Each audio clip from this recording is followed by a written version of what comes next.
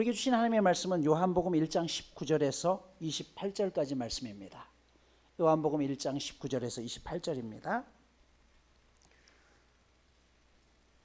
유대인들이 예루살렘에서 제사장들과 레위인들을 요한에게 보내어 네가 누구냐 물을 때에 요한의 증언이 이러하니라.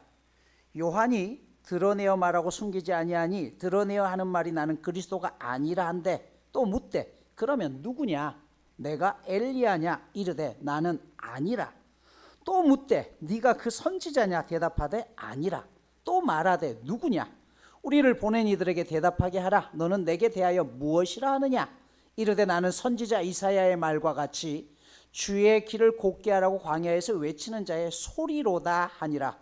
그들은 바리새인들이 보낸 자라. 또 물어 이르되 네가 만일 그리스도도 아니요 엘리야도 아니요 그 선지자도 아닐진데 어찌하여 세례를 베푸느냐? 요한이 대답하되 나는 물로 세례를 베풀거니와 너희 가운데 너희가 알지 못하는 한 사람이 섰으니 곧 내 뒤에 오시는 그이라. 나는 그의 신발끈을 풀기도 감당하지 못하겠노라 하더라. 이 일은 요한이 세례 베풀던 곳 요단강 건너편 베다니에서 일어난 일이니라. 아멘. 오늘 말씀은 여러분들에게 조금 어려울 수 있습니다.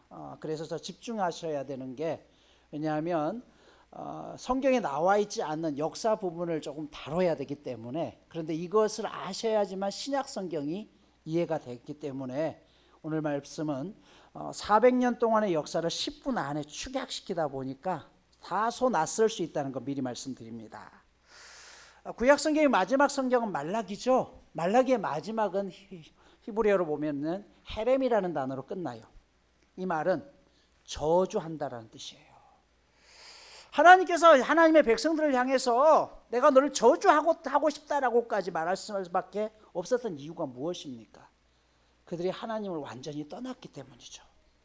심지어 말라기 1장에서는 하나님이 그렇게 말씀을 해요. 너희 중에 누군가가 성전 문을 좀 걸어 잠가봤으면 좋겠다. 난 너희 예배가 싫어. 얼마나 하나님이 화가 나셨으면.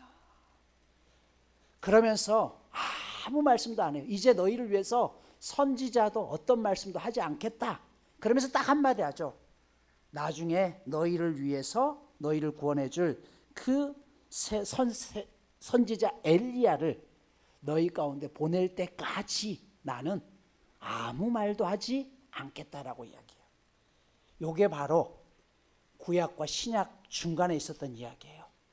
구약은 예수님이 오시기 전, 그리고 신약은 예수님이 오실 때부터 시작되는 것이죠. 이 기간이 약 430년 동안의 기간입니다. 그러면 도대체 이 430년 동안 무슨 일이 있었을까요? 그리고 430년을 깨고서 첫 번째 왔던 선지자가 바로 오늘 본문에 얘기하는 세례 요한입니다. 세례 요한이 와서 첫 번째로 던졌던 메시지가 마태복음에 보면 회개하라, 천국이 가까이 왔다라고 이야기해요. 왜 이런 메시지를 던졌을까요? 지난 400년 전에 하나님이 어떤 말씀도 안 했어요. 그들의 예배까지도 내가 너무 치욕스럽다, 안 받겠다라고 했어요. 그러니 이제 이어지는 과정 속에서 회개하여라. 하나님이 다시 너희에게 은혜를 베풀 것이다 라는 그런 뜻인 것이죠. 자, 그래서 이스라엘 백성들은 400년 만에 찾아왔던 이 세례 요한이 정말 우리를 구원해 줄 메시아다라고 하면서 사람들이 벌떼처럼 몰려들기 시작했습니다. 그러면 이 기간 동안 도대체 무슨 일이 있었을까요? 이 430년 동안의 대부분의 기간은요, 헬라의 알렉산더 대왕이 통치하던 시절입니다. 헬라 제국이 통치하던 시절이죠. 알렉산더는 세계 최강의 페르시아를 무너뜨리고 인도까지 점령했던 대왕이었죠. 여러분, 이스라엘이라는 지역 자체가, 위치가 아시아와 아프리카와 유럽이 세계 대륙이 만나는 지점에 있습니다. 그러다 보니까 전쟁을 할 때마다 늘 거쳐가야 되는 곳이 이스라엘이에요. 그래서 많은 전쟁의 피해를 당했던 땅이기도 하죠. 헬라의 알렉산더 대왕이 이집트를 점령하러 가는 길에 역시나 예루살렘을 지나야만 했습니다. 그런데 다른 나라들은요, 이 알렉산더 대왕이 알아서 항복하든지 대항하든지 하는데 이스라엘은 아무런 행동을 하지 않아요. 그런데 그가 이스라엘을 지나기 전에 꿈을 꿉니다. 꿈속에서 자주색의 옷에 하나님의 이름이 새겨진 금패가 달린 모자를 쓴 한 사람이 나타나서 내가 너의 군대를 인도해서 끝까지 아시아 전 지역을 승리하게 해주겠다라는 그런 메시지를 받아요. 희한한 꿈이었죠. 그런데 아니나 다를까 예루살렘에 가는데 실제로 꿈속에서 보았던 유대의 제사장이 알렉산더 대왕을 맞이하는 것입니다. 그 알렉산더 대왕을 데리고서 이 제사장은요, 성전 안으로 들어가서 성전 안에 펼쳐진 성경 구절 다니엘서를 보여주면서 하나님께서 당신이 오실 것을 예비하고 있고 당신의 나라와 당신이 죽고 난 다음에 당신의 나라가 네 덩어리로 부하들에 의해서 나누어질 것이다. 그리고 헬라 이전에 아수르, 바벨론, 헬라 다음에 나온 로마에 대한 예언이 기록된 성경 말씀을 보여줘요.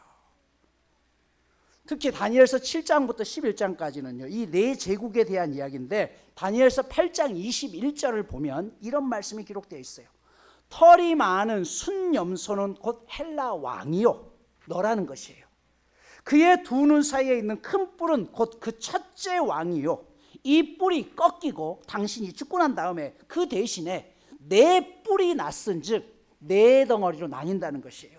그 나라 가운데 네 나라가 일어나리니 그의 권세만 못하더라. 그러니까 당신이 큰 왕인데 당신 죽은 다음에 네 덩어리로 나라가 바뀔 거지만 이 네 나라의 권세가 당신의 권세만큼은 못한 나라입니다. 이걸 풀이해 주죠. 알렉산더는 깜짝 놀랍니다.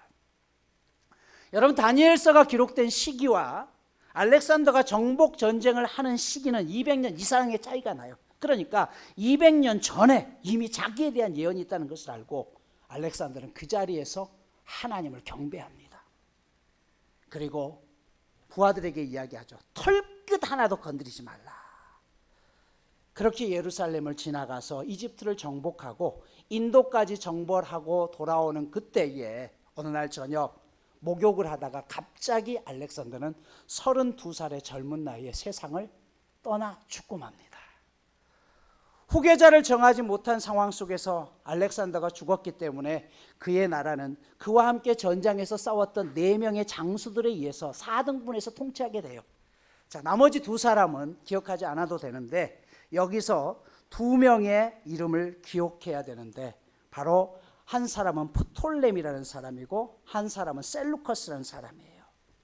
이 프톨레미가 이집트와 예루살렘을 점령했던 한 120년 기간 동안은 이스라엘에 큰 문제가 없었습니다. 하지만 그들이 죽고 난 다음에 약 120년이 지나고 그의 후손들이 셀루커스와 프톨레미가 다시 영토 전쟁을 하는 과정 속에 셀루커스가 이집트 땅을 점령하기 위해서 전쟁을 했는데 져요. 그 전쟁에 로마가 프톨레미를 도와줬기 때문에 셀루커스는 전쟁에서 지고 오죠. 그렇게 돌아오는 과정 속에 그 진 화풀이를 아까 말씀드렸죠. 예루살렘은 늘 약방의 감초처럼 통과하는 것이에요. 이 화풀이를 예루살렘 지역에다가 하기 시작합니다. 율법을 금지시키고 안식일을 지키는 것을 금하게 하고 할례를 금합니다. 심지어 할례를 행했던 아이가 있으니까 그 아이의 목을 그 자리에서 쳐버리죠. 그리고 그 목을 깨어가지고 엄마의 목에다 걸어줘요. 본보기로 이야기하는 거죠. 이 에피파네스, 셀루커스의 후손이었던 에피파네스라고 하는데요. 이 왕이 사흘 동안 이스라엘에서 예루살렘에서 죽인 인원이 4만 명입니다. 무자비한 학살을 감행하게 되죠. 사람들은 이를 에피마네스라고 이야기해요. 에피파네스라는 것은 신이다라는 뜻이지만 에피마네스는 미친놈이라는 뜻이에요. 자, 이 에피파네스가 한 행동이 또 있습니다.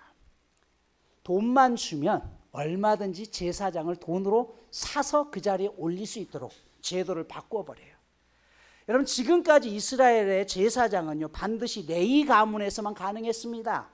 그리고 성경에 나온 오늘 본문에도 나오지만 사두개인이라는 사람들은요 다윗과 솔로몬의 제사장 시절에 사독이라는 제사장이 있었고, 이 사독의 후손들이 자신들이 제사장의 정체성을 이어왔다라고 해서 사두개파를 형성하게 돼요.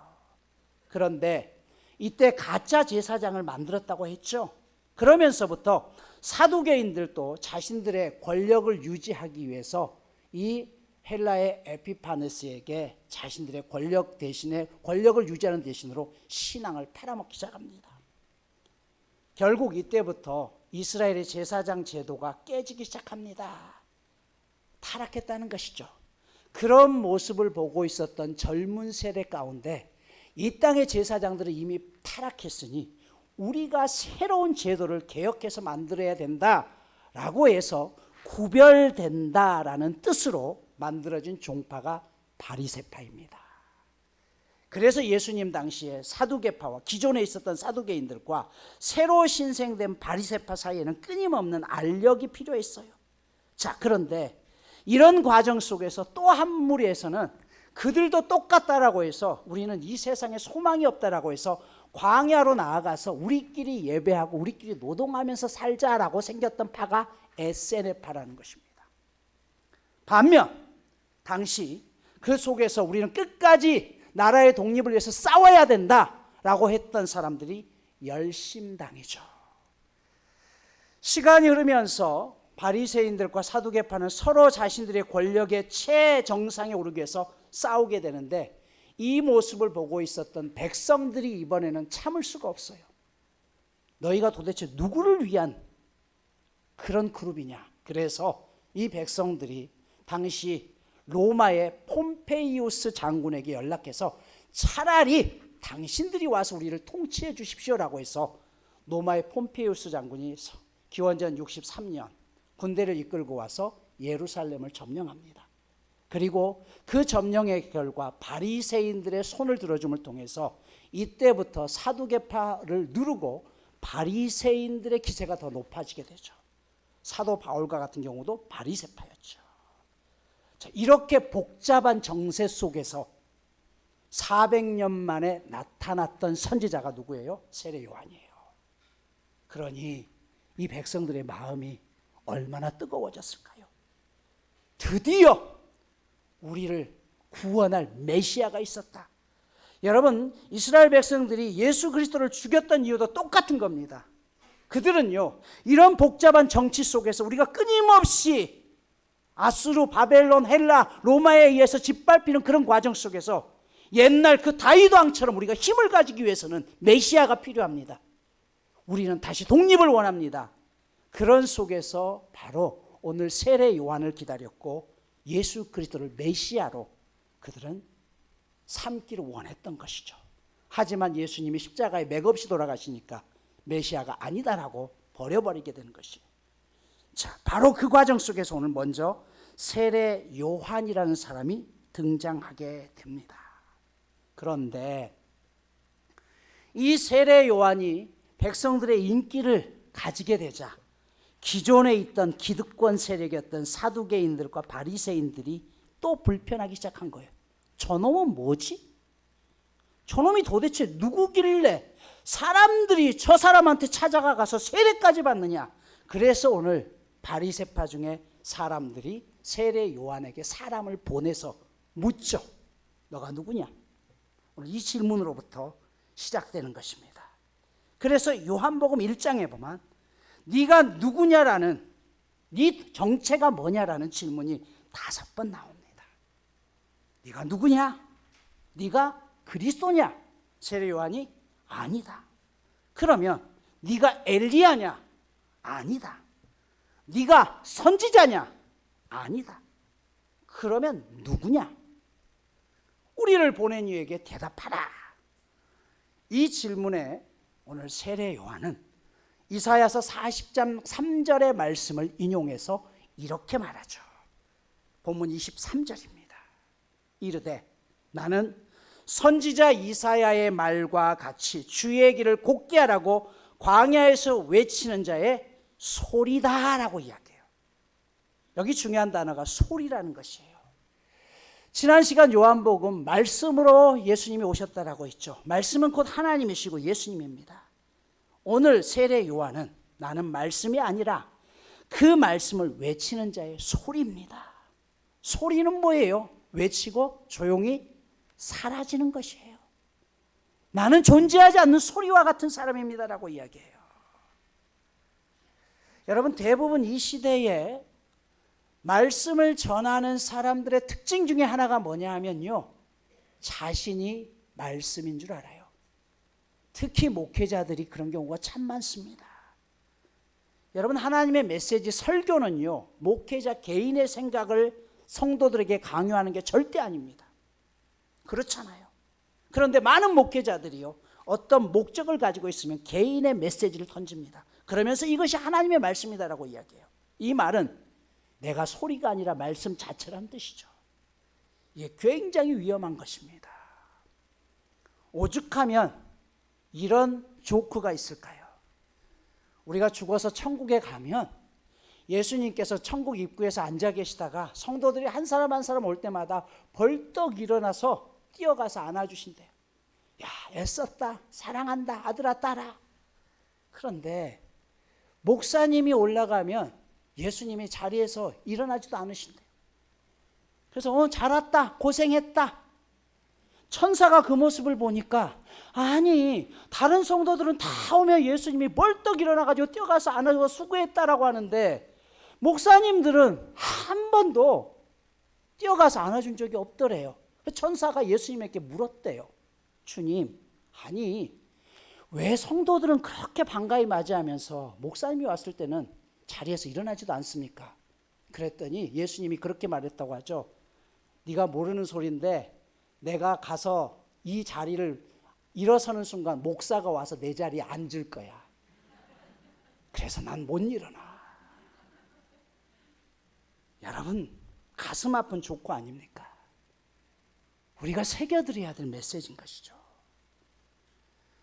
말씀을 전하는 사람도 교만하지만 또 한 가지, 말씀을 많이 읽었다고 자랑하는 사람들도 위험합니다.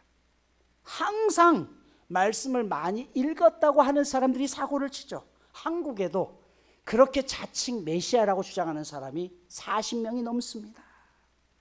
오늘 세례 요한은요, 나는 소리다라고 이야기해요. 나는 말씀이 아닙니다. 나는 당신들이 따를 사람도 아니고 그분의 길을 예비하는 자일 뿐입니다라고 이야기해요. 그러면서 오늘 29절에 이렇게 말씀하죠. 이튿날 요한이 예수께서 자기에게 나오심을 보고 이르되 보라, 세상 죄를 지고 가는 하나님의 어린 양이다 라고 이야기해요. 그가 이렇게 말씀한 이유는요, 32절 이하에 보면 성령이 비둘기처럼 예수님 머리 위에 임하심을 보았습니다. 그리고 그분이야말로 진정한 메시아임을 알았기 때문이에요. 그래서 그 모습을 보았던 그는 네가 누구냐라는 질문 앞에서 자기 자신이 정확히 어떤 존재인지를 오늘 표현하는데, 첫 번째, 보는 것에 있어서 변화를 가져오죠. 본문에 보면 보다라는 단어가 반복되는데요, 여러분, 우리는 눈에 보이는 것을 그대로 보는 것을 견이라고 하죠. 견문이라는 거예요. 견문은 뭐예요? 그냥 두루 보는 것이에요. 하지만 눈에 보이지 않지만 더 깊숙이 보는 것을 관이라고 합니다. 관찰이라는 단어가 여기서 나오죠. 세례 요한은 단순히 눈앞에 자신들을 추정하는 사람들을 본 것이 아니라 그 예수님 앞에 성령이 임하는 것을 보았고, 눈에 보이는 것 그 이면에 그분이 메시아라는 사실을 관찰했습니다. 여러분, 우리도 신앙생활하면서 내 눈에 보이는 게 전부가 아니에요. 여러분, 하나님이 여러분의 눈에 보입니까? 안 보이죠. 그런데 많은 사람들이 지금도 하나님을 보여달라고 이야기해요. 그러나 내 눈에 보이는 것이 아닌 그 주님을 만나기 위한 영적인 눈이 띄어져야 돼요. 관찰이 필요하다는 것이죠. 두 번째, 세례 요한은 네가 누구냐라는 질문 앞에서 그는 듣는 것에 변화를 가져왔습니다. 여러분, 듣는 것에도 두 가지가 있죠. 문과 청이에요. 소문은 뭐예요? 그저 사람들의 이야기에 들리는 대로 받아들이는 것이에요. 그러나 경청이라는 건 뭐예요? 깊이 새겨듣는 것이에요. 그 사람이 진짜 이게 진짜인지 가짜인지를 명확하게 이야기하는 것이죠. 소문이라는 것은 그저 사람들의 입에 오르내리는 소리입니다. 반면 경청은요, 귀 기울여 집중해서 듣는 것이에요. 지금까지 세례 요한의 귀에 들려왔던 소리가 뭐였어요? 당신이 메시아입니다. 당신이 엘리야입니다. 당신이 선지자입니다. 당신이 우리를 구원해 줄 자입니다. 그런데 세례 요한은 그 소문에 귀 기울이지 않았습니다. 여러분, 사람들이 물어봤을 때요, 아무 소리 안 하고 가만히 있기만 해도 사람들은 그 사람을 높여줍니다. 하지만 그는 예수님의 영광을 가로채려고 하지 않았습니다. 33절 보면 나를 보내어 물로 세례를 베풀라 하신 그이가 내게 말씀하시되 성령이 내려서 누구 위에든지 머무는 것을 보거든 그가 곧 성령으로 세례를 베푸는 이인 줄 알라 하셨기에, 그는 주님의 음성을 분명하게 이야기했어요. 나는 물로 세례를 하지만 성령으로 하시는 그분이 진짜입니다. 제가 목회를 지금까지 1995년도부터 시작했으니까 30년을 진행하는 동안에 사실은 제가 교회 안에서 신뢰하지 않는 분들이 계십니다. 그분들은 누구보다 기도를 많이 하신다는 분들이에요. 기도를 많이 하라는 뜻이 아닙니다. 그런데 많은 사람들 가운데 기도를 많이 하신다는 분들 중에 무슨 얘기를 하면 내가 뭘 봤대요. 여러분, 하나님께서 우리 가운데 보여주시기도 합니다. 분명한 메시지가 있어요. 그런데 그걸 제가 거부하는 게 아니라 그 본 것을 가지고 사람들에게 이 사람 저 사람 이야기하면서 누가 이렇대더라, 교회가 이렇대더라 라고 하면서 수없이 그런 이야기들을 하시는 분들이 있습니다. 여러분, 그 이유는 무엇이겠어요? 그거는 내가 이런 사람이야. 나는 하나님 앞에 기도해서 응답을 받는 사람이야. 그러니까 나를 우러러보라는 것이 아닙니까?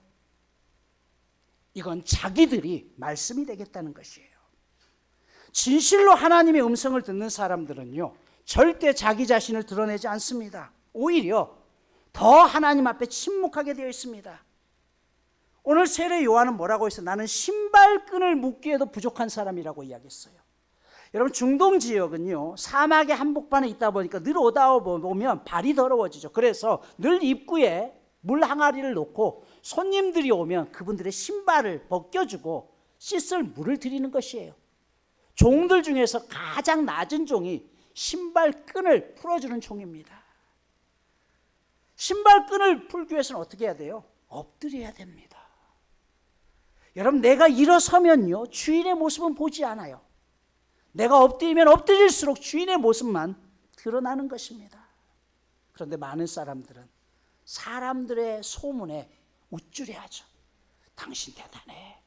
와, 당신이 하나님의 음성을 듣는다며 하나님의 영광을 가로채는 것이죠. 세례 요한은 철저하게 사람들의 소문을 멀리했습니다. 그는 들어야 될 것과 듣지 말아야 될 것들을 구분했습니다.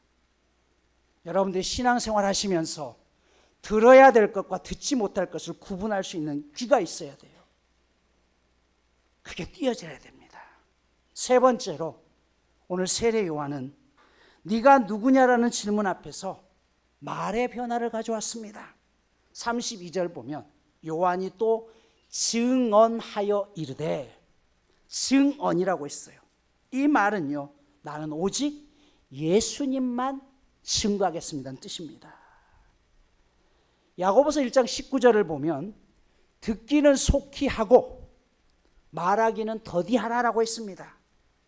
속히 들으라는 말이 무슨 뜻일까요? 사람들 사이에 떠도는 소문을 빨리 들으라는 소리일까요? 아니요. 이 말은 하나님의 말씀을 듣는데 재빠르다는 것입니다. 우리는 하나님의 말씀을 듣는데 참 느립니다.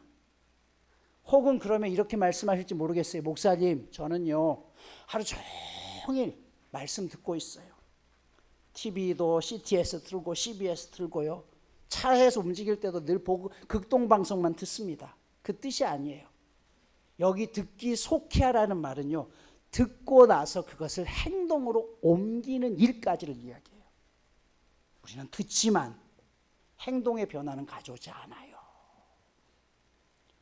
말하기를 더디하라고 했습니다. 한 템포만 늦추라는 것이에요. 누군가에게 어떤 허물이 발견되면 그것을 사람들의 귀로 가져가기보다는 기도의 골방으로 가져가서 하나님 앞에 기도하는 것입니다. 이것이 진정한 하나님을 만난 사람들의 특징입니다. 이것이 영성 있는 사람들의 특징이에요. 오늘 말씀을 마무리하겠습니다. 광야에서 회개의 메시지를 선포하고 있었던 세례 요한을 많은 사람들은 위대한 선지자로 심지어 메시아까지 추앙하려는 움직임이 보입니다. 얼마든지 그는 사람들의 인기를 통해서 높아질 수 있었습니다. 하지만 그는 끝까지 자신이 누구인지를 잊지 않았습니다. 기독교 안에 많은 이단들이 생기는 이유는 인정받고 힘이 생기면 내가 소리가 아니라 내가 말씀이 되기를 원하는 것이죠. 교회마다 문제가 되는 것은 내가 소리가 아니라 내가 말씀이라는 것이에요. 이 교회의 실권을 가지고 있다는 것입니다. 그러나 세례 요한은 분명하게 이야기합니다. 나는 내 뒤에 오시는 분을 소개하는 분뿐입니다. 나는 그분의 신발끈을 풀기에도 너무 과분합니다. 그래서 종교 지도자들이 묻는 네가 누구냐라는 질문 앞에 나는 그분을 위해서 외치고 사라지는 소리일 뿐입니다라고 이야기해요. 그러자 주님께서 세례 요한을 이렇게 평가하십니다. 마태복음 11장 11절을 보면 내가 진정으로 너희에게 말한다. 여자가 낳은 사람 가운데 세례 요한보다 더 큰 인물은 없었다라고 이야기해요. 그럼 이 뜻은요, 이스라엘 백성들은 지금도 엘리야, 다윗 이와 같은 사람들을 최고의 사람으로 인정하죠. 그런데 주님은 뭐라고 했어요? 여자가 낳은 사람 중에 이보다 큰 사람이 없다는 것은 세례 요한이 그들보다도 더 위대한 높은 반열에 있다는 뜻입니다. 내가 내 자신을 철저히 낮출 때 주님은 나를 가장 높은 곳으로 인정하여 주십니다. 사랑하는 여러분, 지난 주일 제가 성장을 말씀드릴 때 영어로 up이라는 단어를 쓴다고 했죠. 업그레이드, 스타트업, 올라간다는 뜻이에요. 그러나 기독교에서 영적 성장이라는 단어는 up이라는 단어는 없습니다. 영적 성장이라는 단어는 거꾸로 다운입니다. 내가 영적으로 성장할수록 더 엎드린다는 것이에요. 더 겸손해진다는 것이에요. 뿌리를 밑으로 내린다는 게 영적 성장의 뜻입니다. 교회 안에서 영성이 깊은 사람들은 빌립보서 2장 23절의 말씀처럼 나보다 남을 더 낮게 여길 수 있는 사람이에요. 나 자신을 비하하라는 것이 아니라 그들을 섬기기 위해서 내가 낮아지겠다는 결심이 있는 사람들이 가장 큰 영성을 가진 사람이라는 뜻입니다. 믿음, 소망, 사랑, 기독교인들의 최고의 가치로 삼고 있죠. 그런데 데살로니가전서 1장 3절을 보면 믿음에는 행위라는 게 같이 나와요. 믿음의 행위와 믿음은 행동까지 이어져야 된다는 것이에요. 두 번째 사랑에 대해서 사랑의 수고가 필요하다라고 했어요. 이 말은 무슨 말이에요? 내가 누군가를 섬기기 위해서 함께하는 것, 이게 사랑이라는 거예요. 말뿐인 사랑이 아니라 실제적으로 수고함이 있는 것이 사랑이라는 것이죠. 그리고 마지막으로 소망을 이야기할 때는 인내라는 단어가 같이 붙어 있습니다. 우리의 소망은 어려움 속에서도 끝까지 인내를 가지고 있을 때 그 믿음, 소망, 사랑이 완성된다는 것을 우리 가운데 말씀하는 것입니다. 사랑하는 여러분, 우리 믿음의 성도들이 사랑의 수고를 아끼지 않기를 축복합니다. 무더운 여름날입니다. 우리의 삶이 누군가에게 시원한 냉수와 같은 그런 삶이 될 수 있기를 축복합니다. 이번 주 미션입니다. 진정 여러분들이 누군가를 사랑할 때 그 사랑의 수고를 한번 들이십시오. 내가 애쓰고 수고한 만큼 그것은 말뿐인 사랑이 아니라 진정한 사랑으로 이어질 것입니다.